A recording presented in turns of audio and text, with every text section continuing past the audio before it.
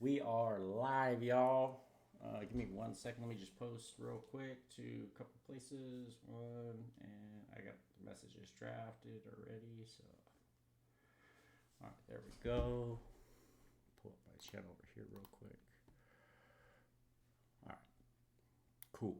I think. Yep, we're live. All right, we are live. Thank you very much, Josh Guindon, aka Salem Witch, aka Josh Guindon Poker. I really appreciate you being here. It really means a lot to me. Everybody, we have a special guest here with us today, our very own Stream Team fam. He is a father, he is a husband, he is a lead ER doctor, he is our Club WPT Ambassador. I am so sincerely grateful for you to be here. I can't thank you enough for your time today. Really excited about this interview today. This one's really personal for me. I truly consider you a friend and been very fortunate to chat with you on and off about on and off the felt stuff, and really excited to share your story with the world. And it's kind of one of the reasons why I've been wanting to do these. Is I think I've been very fortunate to cross paths with so many amazing people in the poker community, and I want to share their stories and figure out how people like yourself who come to be, and get to know more about who you are, and not just your poker journey, but who are you. And so that's why we're here. So thank you again, Josh. Again, welcome in. And Club WPT Ambassador Josh Guindon. Josh Guindon, it is your mic. Thank you for being here. Appreciate you, my man. No, I appreciate you, buddy. When you asked me to do this interview, I was super excited. I mean, I've done a few interviews now, but there's nothing like doing an interview with a friend, you know. And what a stand-up guy you are. Like I've been saying this time and time again. I'll say this till the day I die. Like you're doing more for the poker community right now than probably anyone I know for sure. And a lot of people may not know this, but you're a freaking crusher. How many packages did you win last year and the last couple of years? Like nine, seven, some A couple. some that you're like Dan Seppiel on the free roll crushing the game right now. So I'm excited to see what you're doing in poker, see what you're doing to build our poker community at Club WPT, the World Poker Tour. Really impressive stuff you're doing. So just happy to be here, you know, humbled and just honored. It's pretty great. Appreciate you, my guy. We got Yeah, buddy. Cabby's in the chat. Appreciate you, Cabby, coming on in. Hey, Um, Cabby. so, um, what I'd like to do, and this is kind of one of the things I've been doing, is I really like to go back to the beginning. You and I've had you on the mic here a couple times. I've had you for the WPT prep stuff. We had some crushers on here, picking the brains of how to of others in the community, how to prep for the big event like this, a festival. It's got a lot of things going on and a lot of things pulling you away. We did some clips when you were at the WPT Seminole Hard Rock, like some live updates, which was really awesome. But I really wanted to give you the stage to kind of share your story, and who is Josh Guindon, and where did you come from? Where are you at now? And how did you get into poker? And we'll get more into the poker stuff as the conversation gets along. But really, just want to share with the world, who are you? Where are you from? I'll let you kind of take it away from there. Where are you from? What are you doing? And what was your first encounters with poker? How did you first learn about the game? Yeah, cool. I think you covered the highlights. You know, I'm from Arkansas originally, grew up there, and started playing cash games. Got to college and didn't have a lot of money for tournaments, so mainly just stuck to cash games and really cut my teeth playing cash and had a pretty good win rate there and for over many years. And then just later in life, in the last few years, been getting into MTTs, and I've played online pretty extensively over the last 15, 20 years. So yeah, the focus now is on live poker. Still playing online, of course, but balancing that out with being a full-time or basically full-time emergency room doctor too. And I've got two boys, 3 and 8 months, and I'm married, so we're in a pretty busy guy, you could say. But yeah, living in Boston currently with my wife and family, and yeah, playing as much poker as I can online when the time commits, but Really committed to Club WPT. Just got announced last couple months as the Club WPT Ambassador. So first one ever, pretty exciting. It's such a privilege to represent everyone at Club WPT and the Stream Team fam that, you've been there since the beginning, and I've been there in the last 3 or 4 years too. And just incredibly honored. One of my colleagues, she said that I'm the luckiest person she's ever met, and I believe that, So I'm just on they're calling it a Sun Run, the World Poker Tour. This is what the ambassadorship is based on the play. The start I've had the first five main events, cashed all five. So, but yeah, I just Absolutely run way incredible. above average. I'm a decent guy, pretty lucky, and just running on a Sun Run. So That's cool. If I remember yeah, correctly, you're from the South. You moved to Boston for yeah. this job, right? Yeah. So I'm from Arkansas originally. I That's went right. to college in Missouri, went back to medical school in Arkansas, and then went down to Houston, Texas to be an emergency room doctor at the busiest trauma center in the country. That was pretty wild down there. I was there for a little over 3 years. Helicopter would fly 150 miles out and pick patients up and farm accidents, shootings, stabbings, you name it. They'd bring them in via helicopter, and then I'd see them. Met my wife down there. She's from Connecticut. Oh She wow. really we really relocated up to Boston to take a couple jobs. So Is she in yeah, the we got roots here. is she in the medical field So too? yeah. My wife is an anesthesiologist and focusing on pain medicine, Oh so wow. alleviating people's chronic pain. So we're busy. We're both working full time, and two boys, and so That's awesome. ideally like to work a little less and play a little bit more poker. That's the plan, the focus over the Right. next few years, I think. So. You pull a couple more 100K bounties, and I think you're on your way. And make a couple more final tables. You're knocking on the door, buddy. Hey, it's funny you say that. I was getting dressed and look what I found. I got the magic envelope here. Oh, that's great, dude. That's the 100K bounty envelope right I there. love it. You gotta frame it or something, man. With the picture, with the frame, you gotta put like the frame with Gotta frame with the it. picture. Yeah. Oh man, that'd be Yeah, great. I gotta get a picture with like you, Josh Marion, Jeremy Clemens, the people that are railing me as I was drawing the 100K bounty. That was the most Sick. wild moment ever. That is awesome, man. So, and I have I want to speak to your wife a little bit, because I'm married. I've been married for 20 years, Yeah, and I can say for certain that the journey I have on the felt and streaming and everything that comes with poker and what I'm doing right now, I couldn't do it personally without the support of my wife. And I can imagine yeah. you got two young kids. You're traveling, across the country to play these events. Albeit you're doing well, but I have to imagine that there's got to be a lot of support that you have from your wife in doing what you're doing. Yeah. Shout out to Alex. Without her, it would be impossible. Everything that's going on. So, from minute one, I mean, she trusts me. She understands the sacrifice, the dedication, and she's all in. She sees the passion I have for poker and building the community, building the game, and on this journey I'm on. So she's fully supportive. Makes a lot of commitments and sacrifices. So I owe it all to her. That's awesome, man. That's awesome. I think what they say, behind every good man is a good woman, or I don't know the exact saying, but yeah, uh, For sure. I could definitely relate to that. I think that's cool, man. You got to have that in your life in your immediate circles. You got to have that support. Uh, 100%. it, it's so critical because if she didn't support you, you'd be in one of two paths. You'd either be not playing or you'd be playing without her support, and Sure. either one of those probably takes you down a completely different road, one way or another. Um, Yeah, you got to find that balance and the sustainability. I mean, there's a reason why most of the highest level crushers are 20-something-year-olds, that without a right, family or kids, right. so striving to find that balance is first and foremost on my brain, going forward. And I think I've done a pretty good job so far, but they say happy wife, happy life. So you got to keep the wife happy first and foremost. And so yeah, that's I'm glad you shout them out because there's a lot of spouses, significant others out there that are this journey would be impossible. All the people that love this game without the support of the family. So that's really important. I couldn't agree more. Just a couple things real quick. I do want to let everybody know who's in the chat. I did pin Josh's tags for Twitter, Instagram in the chat.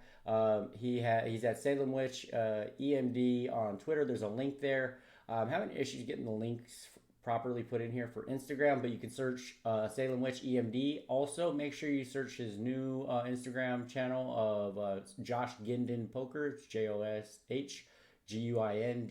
Poker. If you can't spell poker, you're in the wrong room. uh, but please do make sure you hit the follow. He's been putting up shorts and videos, whether it's preps. So now I'm going to bring up some of these videos later and posting updates there and got some good content he's putting together. Please make sure you guys are following those links or following Josh with the information here provided. Big shout out to Jay Beatty, Meta John, Bexkey, Medi, R Runner, BSB Bob, Fatal, Nice. Cabby, everybody who is here in the chat. If I missed anybody, Awesome. my apologies. You moved to Boston. How long you been in Boston? I've been up here about 5 years now. About 5 years. Yeah. And so you were in the ER when you were in Texas, and then you moved to Yep. Boston, and you've been in the ER for quite some time now, and I Yep. I bet you got. Give us at least one crazy story that you want to share. Mm. I would love to hear one crazy ER story if you could. Let's see. I'm trying to think what's politically correct PG-13 that I can share. you know, A lot of stories in the ER are naturally pretty much grief. some interesting stuff. Yeah, I got some things. So there's one story that's pretty crazy. So I was in Houston during what's called Hurricane Harvey. It was like a massive flood. The whole Right. city of Houston flooded, and um, I was working the 3 p.m. to 11 p.m. shift. I was a resident in training. And by about 7 p.m., it was raining so much, it was just flooding the entire city. We knew we weren't going to be able to get out of the hospital, and our relief for that shift wasn't going to be able to get in. So we were just stuck in the hospital indefinitely. So I got real comfortable in patient room 8. I got a blanket and pillow and got locked into a bed there, had my little remote for the TV for the next like 3 or 4 days. But anyways, so there was 3 resident training doctors like myself and 2 head doctors like I am now, and I devised a schedule where we had shifts going forward. So I was going to work the 7 a.m. to 3 p.m. shift, and this was indefinite. We didn't know how many days we were going to be Right. there. We are just stuck in the hospital. It was LBJ Hospital, which we affectionately call LBJ Island now because it's kind of perched up on an island. The whole city flooded except this small Oh community wow. hospital. Yeah. So I was going to work the 7 a.m. to 3 p.m. shift. My buddy would work the 3 p.m. to 11 p.m. shift. My other buddy would work overnight. So the very first overnight, I'm sleeping. It's about 5:30 in the morning, and I had my alarm set. My buddy comes in, wakes me up. He's like, Josh, wake up. And I'm like, my shift's not starting yet. I'm like, go away. I was pretty angry, right? And he goes, no. He's like, you have to wake up. You have to come out here. I'm like, what? So we go out there. There's 3 dump trucks full. The back of the dump truck full of people. It's Oh over a my. thousand people that just show up to the Oh hospital, my just all at the same time. There's like me and another doctor. We're just god. looking like a Oh thousand my people god. just looking at us. And we're like, what do we do with these people, right? So most of them weren't super sick or injured. They just needed some refuge, a warm place to be, right? But anyways, we ended up being there 4 days before the waters finally receded. And yeah, it was just a wild time of caring for people. During the day, the boat they would use boats to go out and pick people up and bring them into the hospital. And just some wild stories there. Remind me, I'll tell you some better stories off air. But Okay. yeah, that was something I'll never forget. Just being Yeah. stuck in the hospital for 4 days, and I feel like you could really relate to patients too, being in that bed for like 4 days. I mean, I had the blanket, I had my own room. It was just a strange experience, but yeah, it was one of those things. I was happy that it happened. I'm like glad that I got to experience it, but I would never want to do it again, right? Like Right. Right. just being stuck in the hospital for 4 days I there. can't It even. was, it was a I've while. seen like the ER shows of basically what you're talking about, and like, the power goes out. They're waiting on backup generators. Somebody's in the Yeah, middle of surgery. The power's gone. yeah, So that's crazy. I can only imagine when you're in those like natural disaster type situations, yeah. the influx of patients and I mean, even to your point, people just coming for refuge, Yeah. because it's the only place above water, right? Yeah, You it's, know, extremely resource limited. Like a lot of patients didn't have access to food or water or their medications it's for crazy. several days, and so they were really sick. They were bringing them in 2, 3, 4, 5 days later, and just really critically ill people. So, and resource limited. It was a wild experience, but That's crazy, man.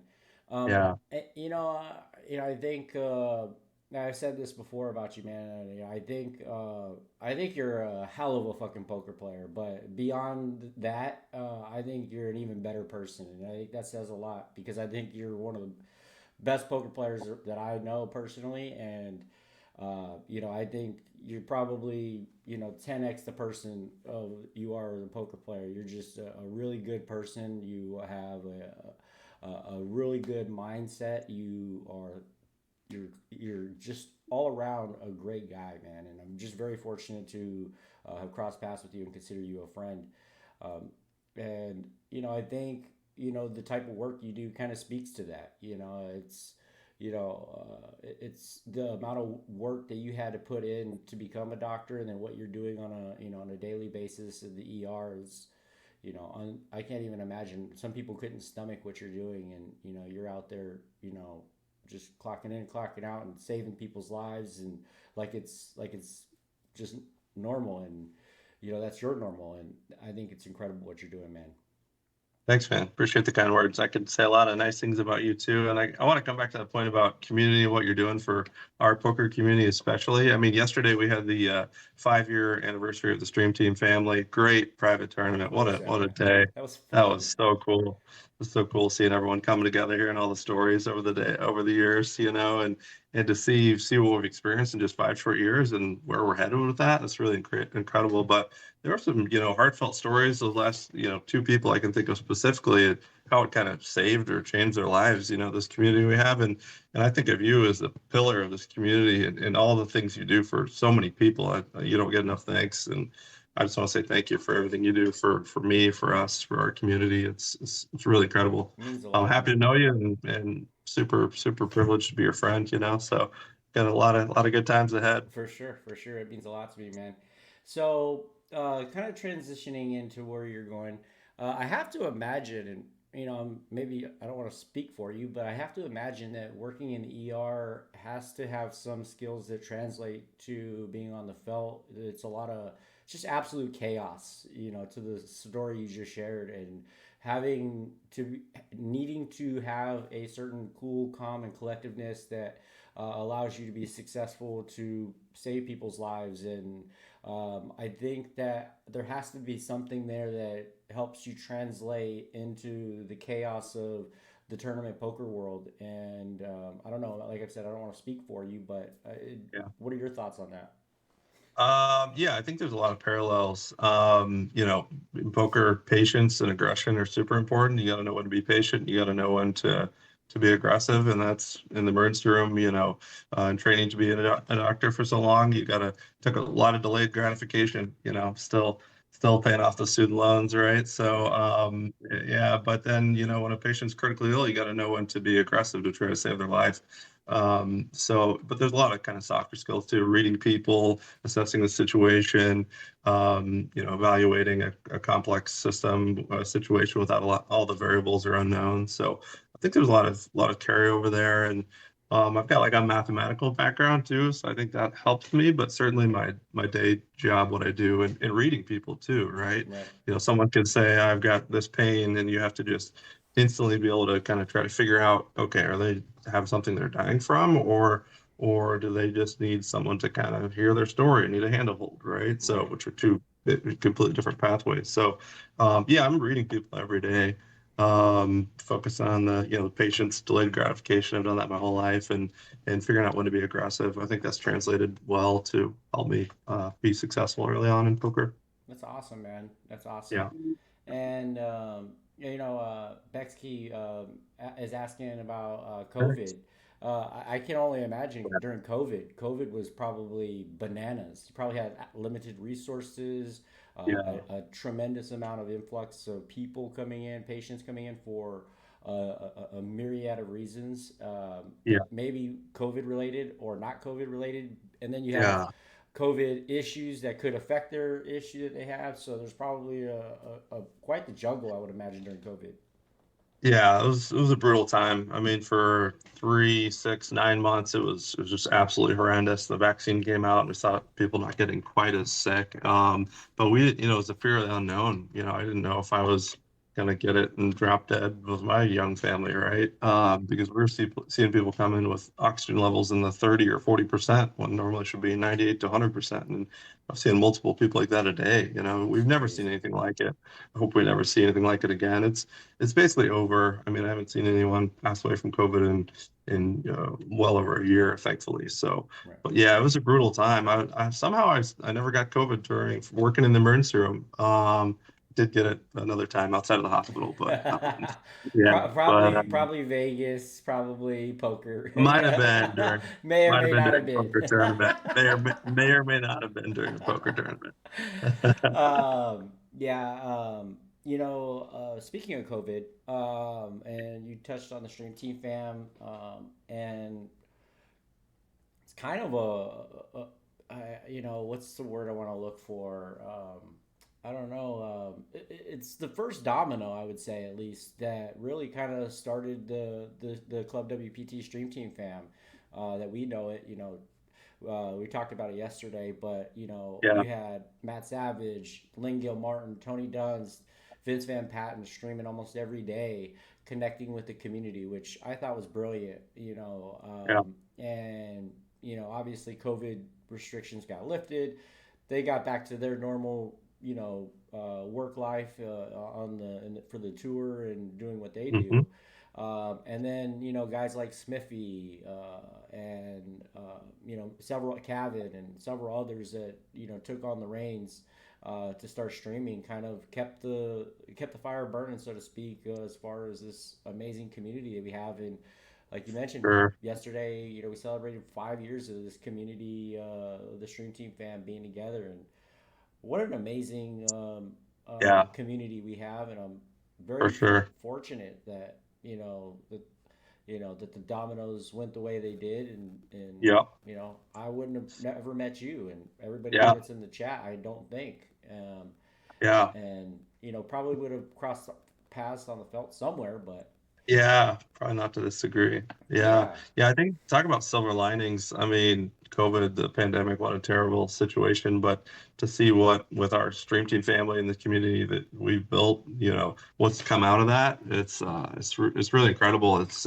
not everything's all good or bad, right? right, right. A lot of times that was a terrible situation, but look what's come out of it and got a lot of good momentum going forward. You got to keep your head up no matter what the situation, right? So yeah, definitely a huge plus out of a terrible situation.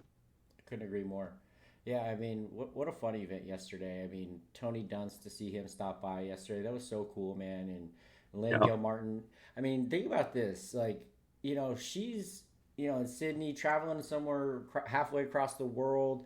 She's minutes away from getting on her plane, and she has that wherewithal to say, "Hey, I want to stop in and say hello, and Yeah. pay my respects to the community that she helped build and coined. She actually, from what I understand, she's the one who coined the Stream Team family. So, Yeah. really cool event. It was a lot of It's fun.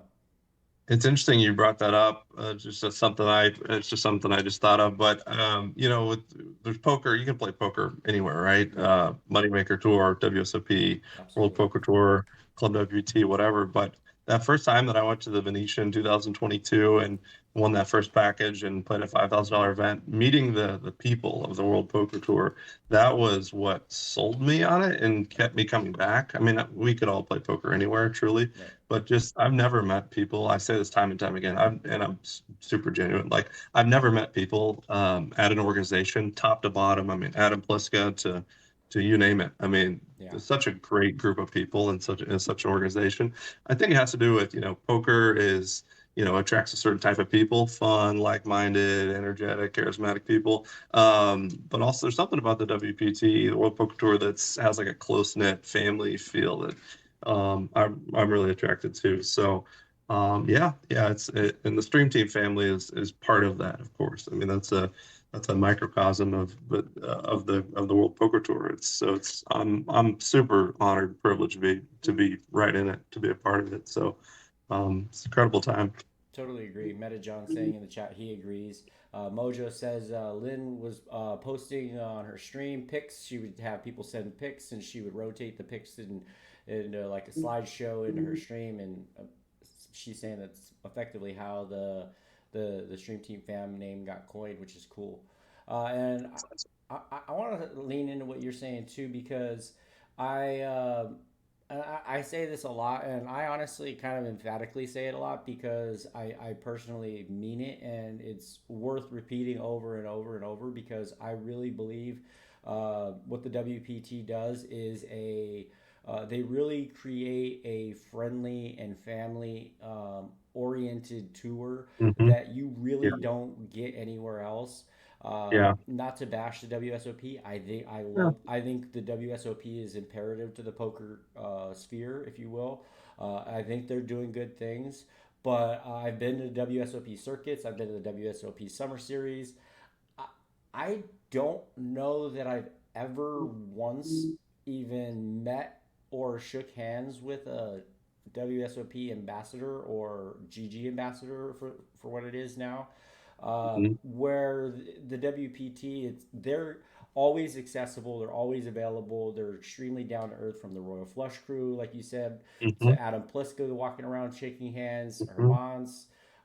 Matt Savage is on Twitter, like answering people's questions Yeah. and responding. And I think that in addition to that, the WPT event in December with the win is a poker dream. I think it's such an incredible event from what the win does, the WPT does, and what's awesome about it too from the Club WPT side of it, it's kind of like a family reunion for us. We all, many of us get to go and hang out and just a special event. And I couldn't Yeah. agree more with you with everything you said about the WPT. It really is a different experience that you get anywhere else in the poker world.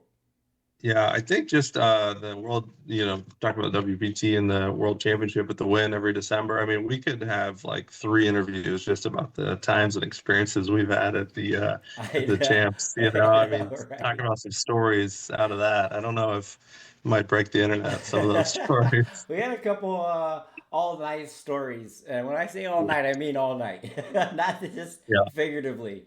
But yeah, and a lot of fun. Amazing crew of people. for sure. Bexkey says, I really like this. She says, what she always says is she went to Vegas by herself, but she never felt alone when she got there. And Oh yeah, I think that's cool, man. I think yeah, that speaks to what we're saying about the WPT. I think it speaks to yeah, the community, the Club WPT. yeah.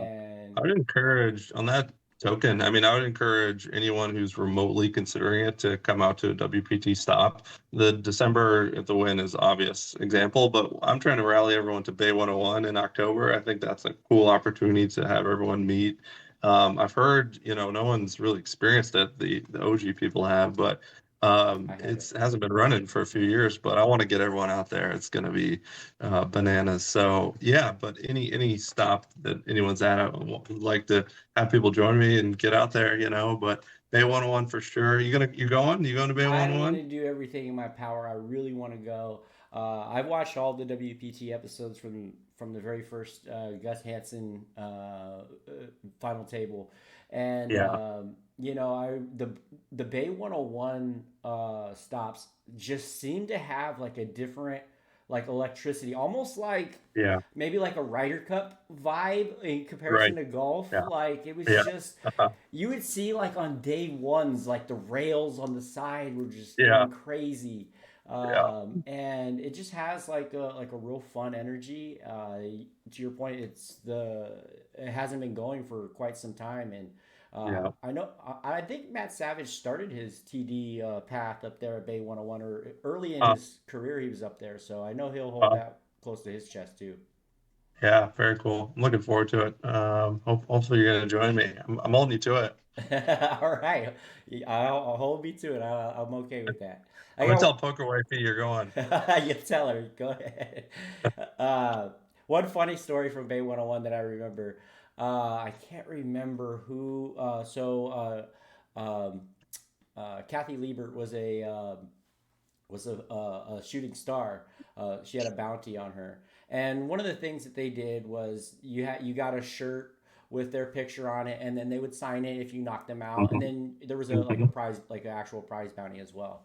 And she's heads up at this point with I can't remember who. Somebody will have to correct. Let me know in the chat if you guys can help me. mhm. But she finished. She's heads up, and Matt Savage is on the mic, and he's like, you know what we need to do? He's like, we need to like spicing these things up a little bit. And he brings out her bounty, the shirt, folds it up, and puts it like on top of like the cash prize. You know, they bring out all the cash on the table, and her bounty shirt's like sitting right on it, and she gets so upset. She was like, "Why would you do that? Why would you do that?" And I talked to Matt about it after. He was like, "I would do it again." That's funny. That's great. Yeah, that's hilarious. Yeah, who was that? I don't think she won it, did she? No, she didn't. She ended up finishing Yeah, second. Yeah, she did not win yeah, it. yeah. I can't remember who that was. Um, That's a great moment. no, for sure. What got you into poker? Like, you were playing in in college, in high school. Where was that Yeah, first seed of poker? Where did that come from? first first two tournaments, I think the people always say like when you start playing poker, you have to run above average because so many people will just quit or get, into another job or whatever. But the very first two times I meet that definition, right? I always was into math growing up, so I was always, kindergarten, I did first grade, I did third grade, second grade, I did sixth grade, and so on. So I was always advanced in math, and so I like numbers a lot. So that was my first thing. But when I was 17, I was about to start college. I went up to my sister's college and played with a group of 10 guys. We all put $10 in for a little game. It was the first time I ever played No Limit Hold'em. I used to play cards with my dad growing up, just, five card draw and that sort of thing. But first time playing, I had no idea what I was doing. Ran well, got lucky, of course, and got first place. So I won the $100 winner take all. And then when I got to got to college, I started playing the cash games, like I told you about. A good place called Downstream Casino, just over into Oklahoma, a little Indian casino there. Really nice casino. It's still going. Connor Richards was talking about going there. But anyways, the Run Good Poker series still goes through there. Anyways, so first tournament I ever played in, there was 120 people, $120 buy-in. I did a last longer with my buddy, and I ended up chopping it for, well, I think three or four ways. So chopped it for first tournament I ever played. That's So awesome. yeah, and then just took an interest from there. I mean, I'd go sit down at a 1 2 table with $100. Like I said, I had no money growing up, and so would go to the casino with like $200, $100 maybe, and just be so nervous, wait for aces or ace king, Yeah. and try to double up. But really took an interest then. It was just such a fun challenge and competition. I played chess growing up, so like strategy based games, and it was a natural evolution. But now, kind of, in my 30s, it's just kind of it's a fun outlet. It's a fun strategy. I told a couple of my colleagues, I'm like, I don't ever need a therapist. I just play poker. It's like a fun skill based game, and it's the more and more I get into it, the more I love it because of the community and the strategy and that challenge trying to be a better version of yourself. So Right. yeah, I really love it. I'm on a fun journey. So That's really cool, man. That's really cool. I love oh my screen got stuff here. Okay, there we go. No, I love it, man. I love hearing the poker stories, the start to the games for people, and I remember when I was young, playing. You're talking about going into these rooms with $100 and $200. I remember that it can be intimidating. I remember the first time I was in a casino and I was like, oh my god, this is real. I was like yeah, 8 years old, 8 years old, 10 years old, playing cards in someone's garage after a little league baseball game, and we would yeah. we would get like when you're that young, we used to get lunch money. And I remember not eating lunch for like weeks, just so that I could save up my Mhm. poker money. And then That's Um, awesome. yeah, man, That's really great. cool. Yeah. Yeah, my dad would always, it's probably 4, 5, 6 years old. He would get our coins out, pennies and dimes, and we'd play 5 card draw. And just I remember that time, spend that time with my dad, and I just idolized him, of course. So just having him show me the ropes. I think there's something there, subconsciously that remember those really good times. Keeps me coming back. Absolutely. And you touched on something that I actually want to kind of get into is your Hendon Mob. And you talked about like what the importance of like having a good start to keep for many that stay in the game, because otherwise people end up um, you know thinking, oh, like this is just too hard, or, I failed right Hmm. away, and it could be Yeah. discouraging. And when I look at your Hendon Mob, what was really cool, I'm going to pull it up right now, is uh, your first live cash on Hendon Mob is at the Venetian. And rewinding back Yeah. before that, um, playing on Club WPT, you win your package. I think it was like a 6 or 7K package at the time. Hmm. I think it was a 5K, right? Was it a 5K? 5K, yeah. Yeah, it was 7K package, 5K tournament. during the summer, right? It was a summer tournament, Yeah, I feel right? like it was July or August, something like that. Yeah, June, July, August. Yeah. and kind of to follow that up, like, okay, so you win a seat on Club WPT, you go to the Hmm. Venetian, you get your first cash, and you're like, oh, okay, and then boom, you win another seat, and I don't know the exact order, but then you end up at I think the Voyage might have been next, Hmm. or Yep. and Voyage. Yep. then and then it was Jacksonville, best bet, right? Yep. Yep. And Hmm. then the 5 milli, and then Yep. Seminole Hard Rock, right? Yeah, exactly right. I Yep. mean, what, like, this shit is crazy. You have 5 Yeah. times. You've only been to 5 It's WPT main events. You yeah, cashed all 5. it's That's unheard it's of. insane. It's unbelievable. Yeah, It's yeah, I incredible. don't even know what to say about that. Yeah, I mean the first one is pretty crazy because the first, probably a few of those, most of them, the Venetian for sure, the cruise, best bet to a lesser extent, the $5 million free roll. I've had a real chance to win first in all of those, and didn't end up winning first, obviously. But I've had a chance, a real chance at a point in the tournament where I felt like I had a chance to win it. So yeah, so running way above average, like just incredibly lucky is the obvious thing to say about that. Yeah, I, So, I don't even know what to say. so Meta John just said something, and I, I really want to say this because he says you put in the work, and so I think it sounds lucky. It sounds cliche, but luck really isn't just like it falls from the sky type of thing to me. Like luck Yeah, is where hard work and opportunity cross paths with each other, that's a good point. and I really feel, and I've said this to you on the off camera before, but this parlay or this sun run that you have, it's a product of things that happened well before poker even started. Yeah, Your story about being in Texas and be a lead ER doctor in Boston, and your priorities, your mental preparation, um, your reads on people, and it's not just you rolled dice and it came up, seven, 100 times in a row or something like that. I think you yeah, really put in the work to put yourself in a position to be lucky, if you will. yeah, And that's I think it applies to anything, not just poker related, even. yeah. Yeah, for sure. I would want to emphasize one thing you said there. I mean, every time I won a package or was about to go to a main event, I looked at that as an opportunity and like just felt incredibly lucky to have the opportunity and thought, how can I maximize the situation? So I remember just studying, going to that first 5K. Yeah, before that, I think I'd probably played a $300 or $400 buy-in tournament before that. Because I just hadn't gotten into big live tournament poker yet. But I studied pretty hard. I studied charts, I studied strategy, I watched videos and practiced my game online and really try to maximize my ability. So yeah, it's not just completely luck. It has been hard work.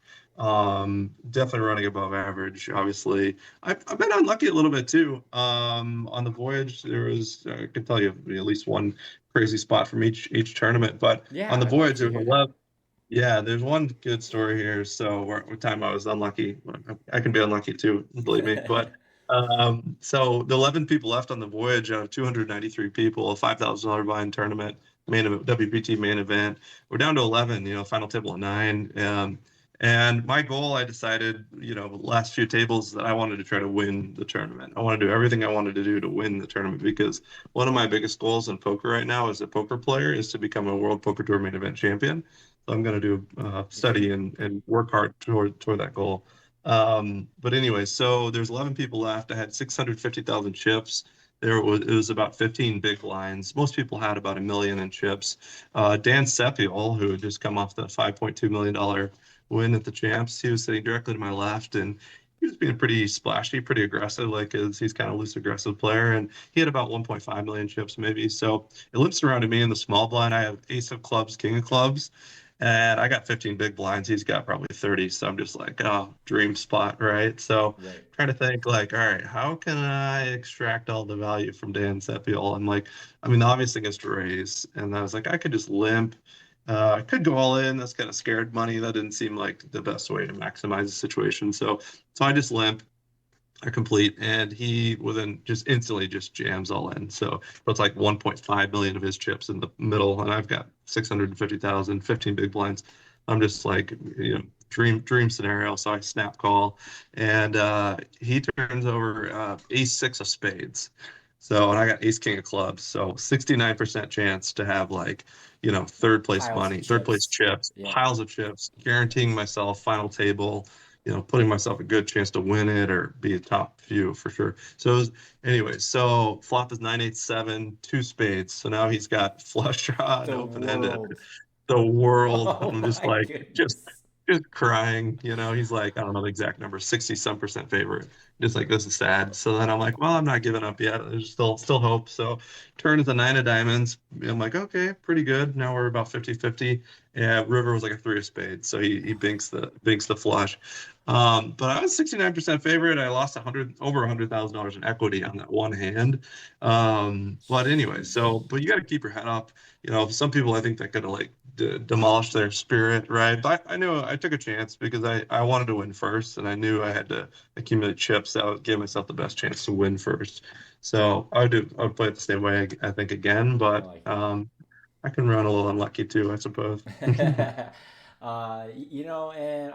speaking of that, I have another story, and I think you're going to tell it better. I want to jump to your Seminole Hard Rock. You ran into a spot, you're on day one, um, and um, I think you're probably about halfway through the day, and you flop the nuts. You run into a backdoor flush or something. I'll let you tell the Yeah. story, but Yeah, where I wanted to go with that is you, because you mentioned, you got to get back up, you got to keep on moving and on to the sure. next mentality, and 30 minutes later you're buying back in, and you ultimately find the cash, and like that's the kind of like mentality you have to have with honestly is poker in general, but especially tournament poker. And Mhm. I don't know, you tell the story better than I do, so tell us about Yeah. that. There's a guy named Jeremy who's like a crusher pro directly on my right, like a loose aggressive and just being crazy, aggro kind of maniac style, nice guy. And so this guy opened under the gun. I've got 20,000 chips. It was like 35 big blinds. I had the effective stack, and he calls. I got 9-8 suited, I believe on cutoff or something. So I called. This was like two big blinds to win. It seemed like a good place to kind of come behind. It was pretty passive. I wasn't going to get squeezed out from the rest of the table most likely. So flop was 5-6-7, two diamonds. I got 9-8 of hearts. So the under the gun raiser, he checks this Jeremy guy bets 10,000 into a pot of 6,000, and I've got the nuts. I mean, I got 9-8, but he's got back doors.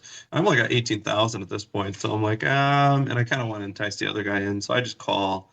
And then the turn was like a queen of clubs, pretty much a blank. And now he bets 800. He bet 10,000 into 6,000 on the flop, and then he bets 800 on the turn into like I don't know how many chips that is, 27,000 or something. And so I go on for my last 8,000, and the river ends up being another diamond. So he had 10-9 of diamonds, so he had a gutter with the flush draw. So, but yes, I busted out there. Was pretty down on myself. I took a few like 5-10 minutes to regroup and just kind of get my mind right before jumping back in. And jumped back in, made a good run, just 50,000 starting chips, and I ended up with 250,000 by the end of the day. So was able That's to run up a good stack. Ended up 118th out of about 1,755 players. So incredible. made a decent run there. Beat out over 93% of the field. So, but Yep. yeah, resilience. You got to have that. Life's hard. You get knocked down. You got to get your mind right. You got to have people supporting you. I think I messaged you, told you about the hand, and Yeah. he kind of gave me some encouragement and got back in there and Love it. made a good run. So that's kind of I'll that's tell you part of right life. now, Brad Owen fired 8 bullets into that tournament. He Saw that. finally bagged into day two and still didn't Wild. make the money. Oh, really? And then he goes and fires like I don't know, it was like maybe a 5K high roller to end. It was like the Yeah, or a 3K closer event, I and saw then that. and then like final tables it. You know, I saw that. and I don't know if he final table, but he like makes a super deep run. Like Yeah, and he made up for it. kind of the same resilience. And I don't know that I'm firing 8 bullets into a tournament personally, No, but especially um, at $3,500 a piece. I don't think any of us are doing that. yeah, but it does speak again to that resilience, and you gotta just kind of be on to the next. Because if you, I heard Chance Cornet say this in a short. He says if you're thinking about the hand in the past, then it's going to affect you in the hands that you're being dealt. And No, he, yeah, he made a comment like, write it down, talk about it with your friends later, but you have to be in the moment, and you gotta have a short mindset, yeah, short memory, and when it comes to that, and just you gotta be yeah. resilient. I think that's something I've been elite at starting out. I mean, I don't have the experience that these guys have, like Chance Corner than them, but I've got the mentality, the mindset of being locked in. Like every hand I'm playing, I look at it as an opportunity. Assessing the situation? What can I do, given the current chip stack or player dynamics or spot in the tournament? Right? You got to factor all that in, and bad beats happen, right? But you got to get rid of that stuff as soon as possible, Right. assess the situation, figure out how you can maximize right going forward. So I feel like I've done a good job at that so far. Absolutely, absolutely. Meta John says in chat, he said, you taught me so much about how to be a student of the game. And I think the student of the game, I really like that phrase because um, it to me that mentality is a learning mentality. It's a constant learning mentality, and the willingness to grow and find your own leaks and improve upon them. And that this is what people in the community feel about you and what you're doing, and you truly are an inspiration to this community. Definitely in the Club WPT community, we kind of claim you. He's one of ours, and to see what you're doing, it's incredible, man. And looking at your Hendon Mob, you got your best live cash at 30,000. You got 115K in live earnings. Like I said, you're 5 for 5 in the WPT mains. I mean, what a story, man! And here you are now as Club WPT Ambassador, the first ever. You're a trendsetter, man. You are literally, the next. I personally feel like you're the next moneymaker effect, and I don't want to. I don't want to. I don't want to like put pressure on you to be the next moneymaker, but I feel like that. I Awesome. really do, and I think that you are an inspiration to many. And keep doing what you're doing, man. We love you, man. Thanks, man. Let's appreciate the kind words. So I heard someone say some proverb or something that poker is probably the most complex game ever invented because it involves math and psychology to varying unknown degrees at any given time. It's such a complex game. I just find it so fascinating to learn it, to study it, and to better myself and improve my strategy.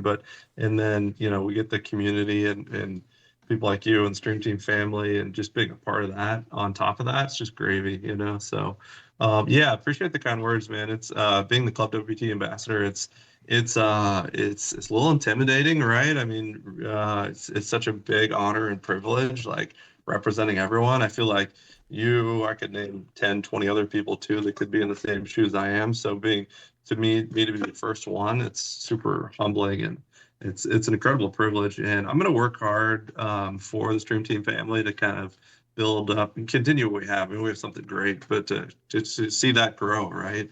Right. There's so many things we can do, build the community, have events. Going to focus on some content coming out about strategy and how we can prepare to get ready for these events and maximize our time there. So yeah, looking forward to my role and the next few months and years going forward. So really exciting time. Yeah, man, we're excited to see the next phase of your journey as well. And this is a perfect segue. I have a couple shorts that you prepared that I want to share with everybody. It kind of leans into a little bit of what you're talking about. So this first one I want to share is let me see if I have these pulled up in the right order. So this one, I think I might be wrong. I think this was your first video. This is your preparation video, and let me go ahead and play it. If you're in the chat, if you're in the stream, and you want to hear it, you could play it, but make sure you mute after because there'll be a really bad echo when we're speaking. But I'm gonna go ahead and play it for the crew. It's this 57-second clip.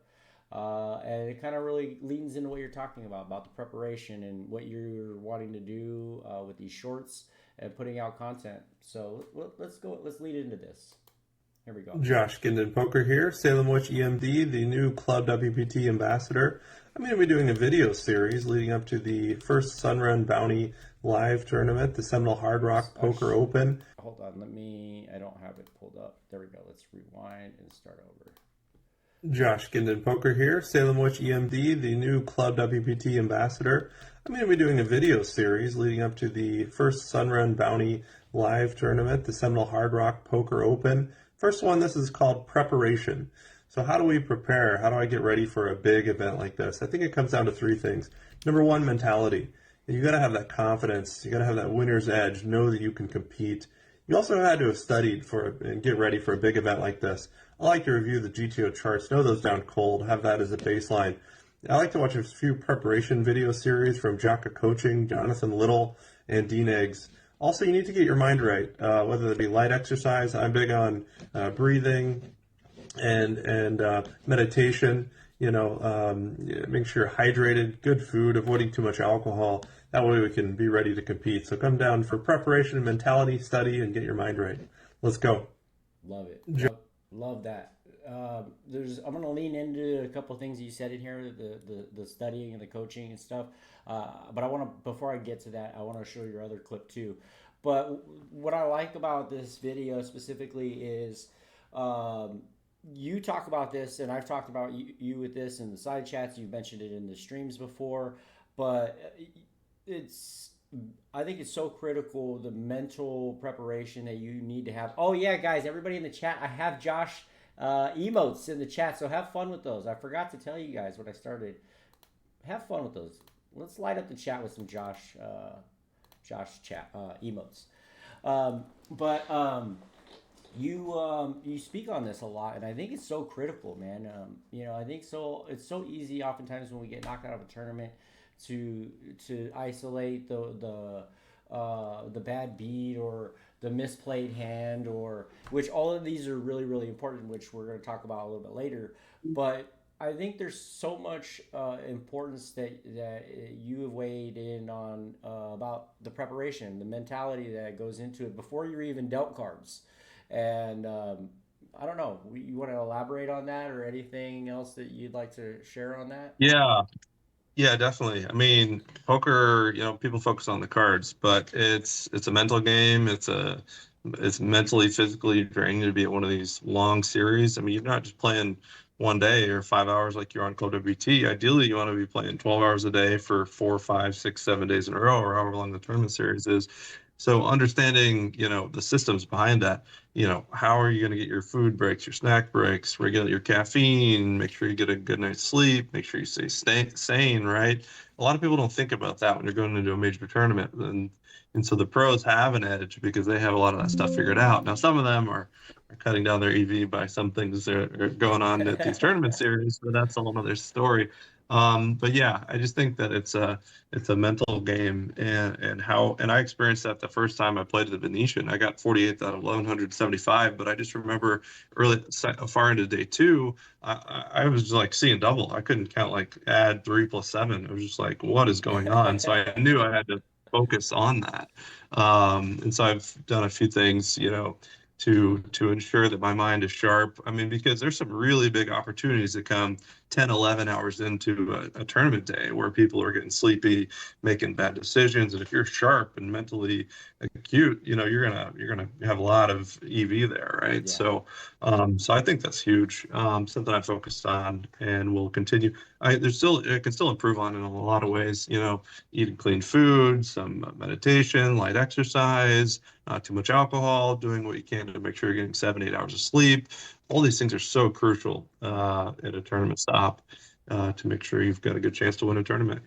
Absolutely. And you think about these tours and circuits, there's just so many different things that can pull you off track. For starters, we're playing in casinos, right? So everything that comes with a casino can pull Sure. you this way, pull you that way. We Yeah. talked about like it's kind of like a reunion in some of these places, especially tournament poker. It's kind of funny. Like you just kind of keep running into a lot of the same people, even apart from the stream team fam. You just notice that it's like everybody. It's like almost like you wouldn't know it that people live across the country and across the world, but you see the same people. It feels like, and it's really Yeah. easy to get pulled off to the side and go hang out with the buddies and you've really put a lot of emphasis on your on the felt mentality and what it takes to be prepared to put yourself in a position, like we said, Yeah. to run good and be lucky, and Yeah. all that stuff's important. Yeah, yeah. And I think, taking a step back is like when you go to one of these tournament series, what's your goal? Are you there to try to make a deep run and have fun and experience everything? That's great. Do that. But understand that if you're out partying, celebrating a few too many drinks, then that's going to take away from your That's me. your ability to do well at the table. But if you want to come in, the best way I think of it, if you really want to run deep and make a final table, think of it like a job, right? Yeah. If you got an important job to do the next day, you're not going to be out drinking all night, right? Um, but one or two is fine, and then go to bed and get a good night's sleep. And guess what? You can celebrate after the win or Right. after the cash or on the day off. But yeah, it's hard to do. I mean, you got all the friends there, the family, it's Vegas or Florida or wherever, right? Right. Some fun place, and it's not easy, but yeah, it's interesting. But yeah, I mean, if just define, I think it's important to define why you're playing a tournament, right? Right. Because not everyone's going to want to go there and just treat it like a job. Like, that's not fun either for a lot of people. So, No, really good points, man. I'm glad. I specifically wanted to spend some time on this because I know that's honestly probably one of my biggest leaks that I can easily. I mean, I have lots of leaks as far as poker goes, but I think it's probably one of my bigger leaks as far as what has, I think, potentially negatively impacted my success or lack thereof is just that. I think I lack a little bit of that discipline that is needed to run deep. And yeah, I'm out there hanging out with the guys and gals in the community, and somebody else is like, "Oh, let's go here." I'm like, I can't say no. Okay, I'm there. I don't have a no button. And you have to, and yeah. you got to be definitive in what you're trying to accomplish. We've done it too. I mean, I remember the first time we played Bellagio cash game. We had a private table. Infinite got us a private table. We played all night long. That was so fun. And I think we made a buffet at like 7 a.m. Yeah. And I and then we remember went that. and played a streamed game. Who Who Sherry hosted the. which It was a meetup game yeah, at the that's what it Aria was. at the Aria. Aria, that's right, Aria. Yeah, that Yeah, was we got a a bit tour. We got hazy. a tour of the Poker Go studios. It was so cool, man. Yeah, that was a great day. I had no sleep, and then Talk about running we on go empty. and Just then we go from that to uh, the the players' the party. players' party. Well, one of us Yeah, made it. one of us made it. Not, I was gonna go take a 15-minute nap at like 4 p.m. before the shuttle, and I woke up at like 1 a.m. Like, what happened? That's funny, man. No, man, it's good stuff, and let's play your other one. So now we talked about like in this last video, like a little bit the before, and this is I labeled this the game day video. This is right before you're getting ready to play the Seminole Hard Rock. Put this one up here. Yep, this is it, and I'm gonna go ahead and play this one. Josh Guindon, Salem Witch EMD here. Just want to talk to you a little bit about game day. So the tournament's about to start in 5 minutes. Enter at the Seminole Hard Rock Poker Open. And there's a few important things I think you need to do on game day. First and foremost, you need to get your mind right, calm down, get focused, get in the zone. How do you do that? People have different strategies. I like to listen to some music, get pumped up. I like to do some deep breathing exercise. I like to review my game plan. Think about that structure that we were talking about. That way everything is automated. That way when you're taking your breaks and staying motivated and energized for a long day at the poker table, you're ready to go. So on game day, get your mind right, get focused, get in the zone, get ready for a long day. It's going to be a battle, and hopefully you'll be doing it for 2, 3, 4 days in a row. So it's a marathon. Good luck out there. Let's go. Love this. Love this. And Becky brings up a good point, and you talked a lot about this too in the past, and she's saying that she has a hard time eating during long tournaments, and I generally I'll tell like a soft fast. Earth Cafe, I like the Earth Cafe. I kind of soft fast during tournaments. I don't eat too much. I try to eat a good breakfast. I drink lots of fluids. And like minor snacks, beef jerky, the oat bars or whatever and stuff like that. Hmm. I generally stay away from dinners. I ate dinner one time on dinner break and I came back like super lethargic and I Hmm. kind of stopped. But I don't know that that's good or bad. But Yeah, I would like you to kind of lean on that. I know eating is big to you, and yeah, but yeah. I think, whatever you have to yeah. say about game day that helps you prepare. Yeah, game day is super important. There's two main parts, right? It's like getting psyched up or getting mentally in the right frame of mind before you start the tournament. And then I think the other part of the obvious thing that you alluded to is like ensuring you're optimally mentally clear throughout that whole day. And a big part of that, probably the biggest part, is food, right? So getting amped up for game day, right? It's making sure first and foremost you have a good night of sleep the night before. I like having a full breakfast, a proper meal, coffee. Music is big for me, so helps me get in the right frame of mind. It's almost like a mini meditation setting. On that point too, like if you take a bad beat, I've got a 4-step process I go through just to like mentally clear, wash it, get rid of it, process it. Like, man, that really sucked. Right, How am I feeling? I'm feeling like shit. All right, let me breathe, think about this, redirect, refocus my energy where I want to go, and then get beyond that, right? right, And so, yeah, the first part's getting prepped for the day and getting your mind right, getting focused, making sure you're relaxed, making sure you're gonna have a lot of energy. So I like snack bars, so every 2 hours, like on a break, I'll alternate a piece of fruit. First snack break is a banana. Second snack break is a bar, and then it's dinner break. I'll have a big proper meal, but then I'll mix in some caffeine to make sure they can offset themselves, right? Do a little exercise, listen to some like rock and like it. roll, get amped up, get the blood flowing, a few jumping jacks, something like that. But you got to keep food, the way I think about it is you got to keep the brain nourished. You got to keep food coming in. Right. You got to keep glucose, sugar coming in to it's fuel for the brain. So you gotta have food come in, but you also need energy, right? Caffeine or whatever else. But But yeah, I think planning the food out is super, super important. Actually, wasn't great about that at Seminole. The food at Seminole is not great. It's like all fast food. I ate this like big noodle soup, big noodle meal 2 days in a row, this Asian thing. I was pretty like sleepy like end of day two. I ended up busting day two. I don't think it's necessarily because of that, but I didn't optimize that for sure. So one little, yeah, Earth Cafe is a nice little secret in Yeah. Vegas when we're there. For anyone who hasn't found that place yet, we'll show you guys. But yeah, so I think it's important. It's something I try to work on every time, and it's a struggle. But I'll set alarms on my phone, like okay, That's every two good. hours Smart. it's banana, it's this, and then I'll have my caffeine alarm set too, where it's the turn. I'm playing a $2,300 high roller tomorrow, actually, right? So I just set all my alarms for tomorrow. I bring in my snacks with my pieces of fruit and my snack bars, know when my breaks are, know when the dinner is, know when I need to have caffeine supplement, that sort of thing. So. Yeah, that's a big part of it. Love it. Love it. I think that's good feedback and good information for those in the chat or anybody who ends up listening back to this for what it takes before the event, what you need to do to prepare, what you need to do while you're in the on game day and preparing, whether it's food, mentality, meditation.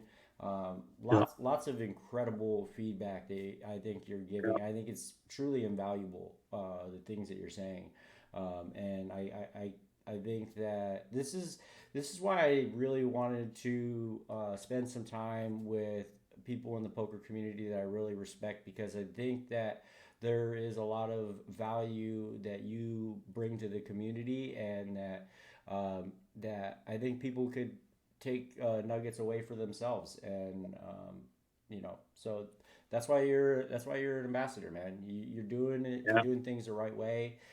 You have a tremendous track record in what you're doing, and I love what you're doing, man. So keep doing what you're doing. Love the shorts. Keep those up. Um, and I do have a couple other things that your ambassadorship. Um, I think to be an ambassador, I think it is. I think there's maybe a short definition, but I think there's a broader definition that is. I think it's kind of something to me in my mind that you represent a group of people that can help build or grow that said community. It doesn't have to. I don't even think it necessarily has to be specific to poker. But when I think about what you represent, kind of leaning back into what we were just talking about, your preparation, your performance, and everything that what you have accomplished, you really truly define in my mind what an ambassador is and should be. And what are your short next goals and plans that you have, and what are you hoping to accomplish as a Club WPT ambassador, and what do you see forward? Thanks, man. Appreciate the kind words. Yeah, the ambassadorship, like I've said, is just it's incredible opportunity. It's a privilege. It's so many adjectives, right? An honor, humbling. Yeah, I mean, it's multifaceted, right? There's my poker play, there's the community, and there's building the game too. I think that first with my poker play, I'm playing some local tournaments. I'm playing Bay 101 for sure in the World Championships. So I'll definitely be there at those stops. So I want to keep the Sun Run continuing, right? Hopefully I can go 6 for 6, 7 for 7, Let's go. and not only that, I've got like I said, my main goal for playing is to win a WPT main event championship. So on the poker side of it, I'm studying hard, and I'm really strategy, poker chat, running, bouncing hands off great minds like yourself. Just trying to get better from that standpoint. Then regarding building the game, gonna get some shorts out there, gonna get a lot of content out, keep trying to encourage people to play, getting people to join our stream team family and Club WT. putting a lot of stuff out there about how can we get better. I'm gonna, like you mentioned, leaks. I got several leaks I could mention, or things that I know I want to get better at. So providing some, some strategy content about not only like we're talking about mental stuff, but preparation and spots, some card related things too, most importantly, probably. So I'll be working on that next few months. And then building the community. I mean, that's probably the easiest thing because, we got such a great community already. And it's just being supportive, showing up, being there. I think that's kind of built itself. I didn't do much to build this community, but I want to keep promoting it, right? And shining a light on people in our community and the Stream Team family specifically, because we've got such a great group of people that have really accomplished a lot of things. Coming to that point, I was just wondering, how many packages have you won? I have to know. So, I feel like it's my belief that you have won more packages than any free roll player ever. And most people don't know Dan Seppiel actually started as a free roll player for a long time before he became the crusher he was. How many packages have you won now, Greg? not counting like my live satellites, I've won a fair share of live satellites to the Arizona State Championships, but not counting those, I won one WSOP main event satellite. It was a 12K package on Club GG. I won last year. I won three prime seats or to from on Club WPT.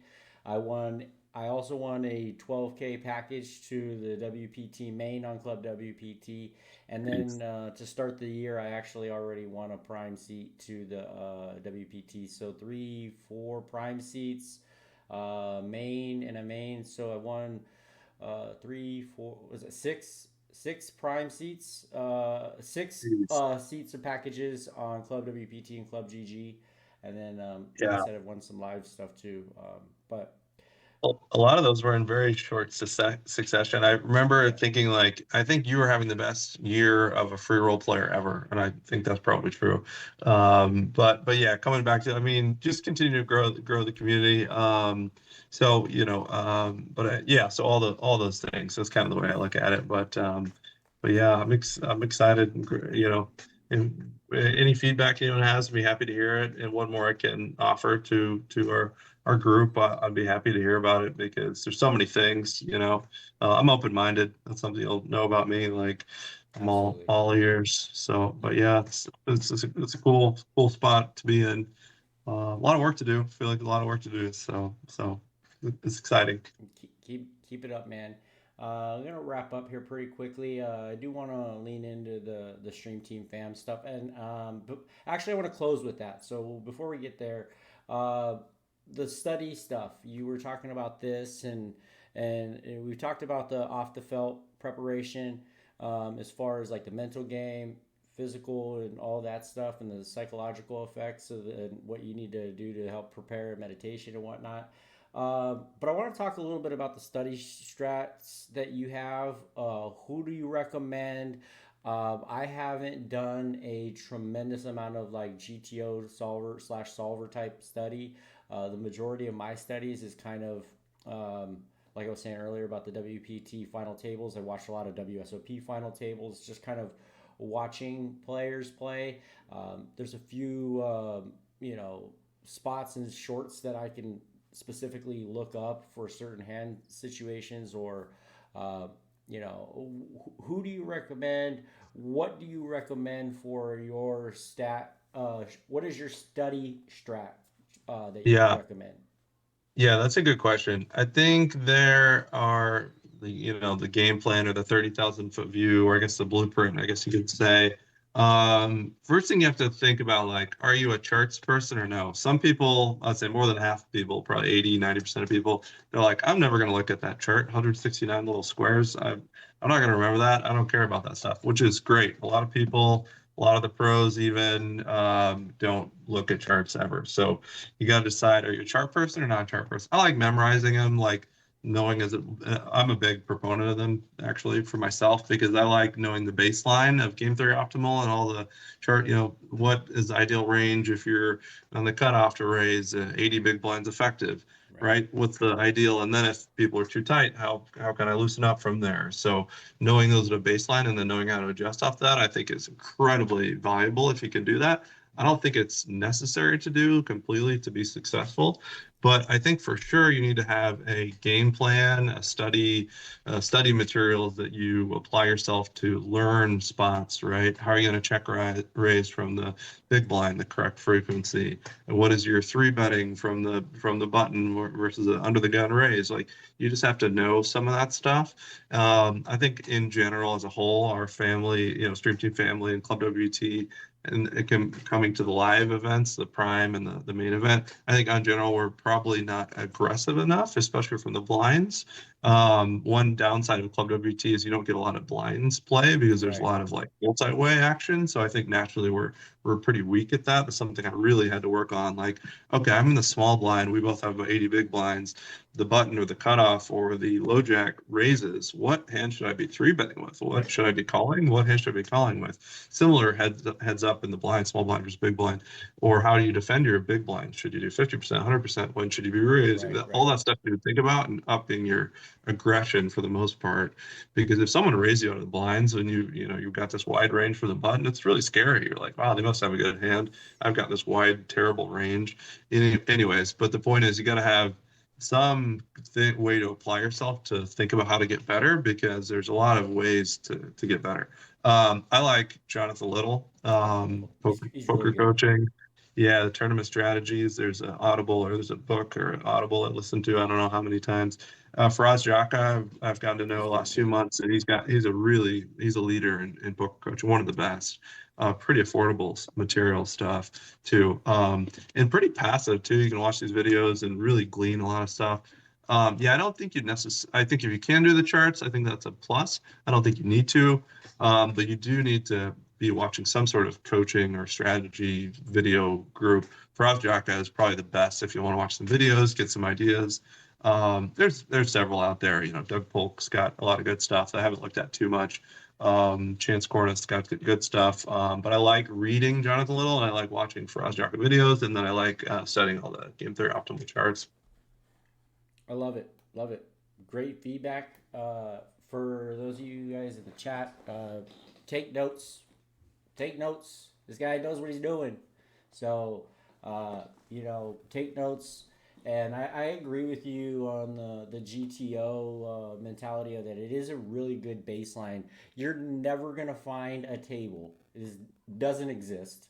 And if it does, leave the table quickly because they're not human. But there's not a table you're ever going to play at that everybody is just playing pure GTO. But that's why it's important to have the baseline so that you can identify when somebody's doing something egregious, and how to respond to that. Yes. And so I think it's a great point you bring up. That's kind of my thought as well about GTO. It's really good to teach you a baseline of what you generally should do, what's effective, what's not, and you got to deviate. In the live, what you're seeing and how to do that is it starts with understanding what the baseline is. So I think this is good feedback. Definitely. Yeah. Well, I think I want to wrap here. I want to say, man, I am sincerely grateful for the friendships that I have forged here in this community. Meta John mentioned it yesterday. Like, I really have been fortunate to cross paths with this Club WPT community. I think that, when I first started playing poker, I was a cash game player. I literally, I just felt like I was me against the world kind of thing. And, sure, I would see people in the poker room that, you regularly see and whatnot. But, until I crossed paths with this community, it was like, it seems naive of me to say this, but it was unfathomable to me. There was like a community of poker, like there was like a team like environment, and just been very fortunate to cross paths with people like yourself, Meta John, Cray Jax, and Savage and Jeremy and Kevin, and I mean, I hate to Yeah. lose names because I don't want to not mention anybody because there's so many amazing people. I've had personal conversations with Bexby, Cabby, and just so many people. And what our runner's doing for this community is Yeah. absolutely amazing. John Miner, and it really kind of helps the glue of this community. And getting to see everybody has really been special for me. And I really consider some of you guys, like, I think to be lifelong friends. And there's some of you guys that I talk to you guys about more than just poker. And very, Yeah. very fortunate and grateful. And to have you as our Club WPT ambassador, it's very special to me. And I know other people would say the same. And Likewise. uh, look forward to Couple your journey. things. Thanks for doing everything you're doing, Brad. Keep it up. You're doing amazing work. I want to go to the chat real quick. So Yeah. ASG's there, Cabby, Metajohn, Bex, Mojo. I guess. Oh my gosh. I just want to thank everyone for their support, tuning Mojo's in, awesome. Yeah. and all the support everyone's given me as a Club WT ambassador. It's really incredible. But I want to thank you, Brad, for everything you do. I've been saying this for years since I met you. Appreciate you. I mean, I'm super fortunate to have a friendship that we do first and foremost, but truly, and I think, I would hate to go as far as say you've saved people's lives. Like, I mean, the community you create for poker, for not only the World Poker Tour Stream Team family, it is so valuable in all the work you do. It goes unrecognized, underappreciated, and I can't thank you enough for everything you do. And lastly, I would just say thanks for having me here again. But to anyone who's listening, like if you guys want to talk strategy, message me, call me, email me, comment on videos. Like I'm always happy to learn and to talk about anything poker related, or anything else for that matter. But yeah, super fortunate, excited. Thanks for having me, Brad. Thanks for having me on here. Really appreciate it. No, you're very welcome. Appreciate your kind words, man, and it really means a lot to me coming from you. And our runner is saying something in the chat that I want to echo. It really takes, a little bit from everybody, to create the community. A community doesn't happen with just me. It doesn't happen with just you. Yeah, It really takes, an army, and so yeah, everybody showing up into the streams when we meet each yeah, other, and weighing in on this hand and that hand, and just shooting the shit, here and there, and having fun, and like that's what the yeah. community, what makes a community. It takes a collaborative effort from many, and We were on the to sum that up when what our runner said in the chat. We were on the cruise, and I'll never forget this. And I think about it quite a bit. Rich Al, he said this, and it sounded silly and kind of goofy and very basic, but it was so profound. Rich Al said, "Everyone is someone," and I just thought about that. I was like, "Damn, that like hit deep," you know. I was for like, sure, everyone absolutely, is important, like especially about what you're talking about with the community, you know. So. yeah. But we got a great group, that's for sure. Awesome. Well, if you could just stay with me for like maybe 30 seconds to a minute after Yeah, yeah, we wrap. I just want to 100%. wrap with you after. But love you guys. Love you, Josh. Keep doing what you're doing. Uh, and I think that's a wrap for us today. And I will post some shorts right now. I'm only posting the shorts on Twitter. I'm still working. I'm still editing is still new to me. So trying to figure out how to transition my shorts into Instagram and Facebook. But that will be coming soon as well. But you'll probably see shorts pretty quickly here on Twitter. But love you guys, man, in the chat.